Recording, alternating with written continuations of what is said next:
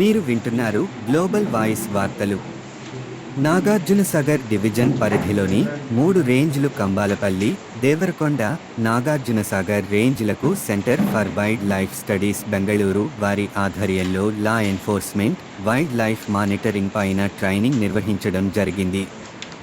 ఈ ట్రైనింగ్లో centre for wild studies lawyer Tirupati amendment చట్టం 2023 ప్రకారం ఏ విధంగా వైల్డ్ లైఫ్ కేసులను ఛేదించాలి అని వివరించారు.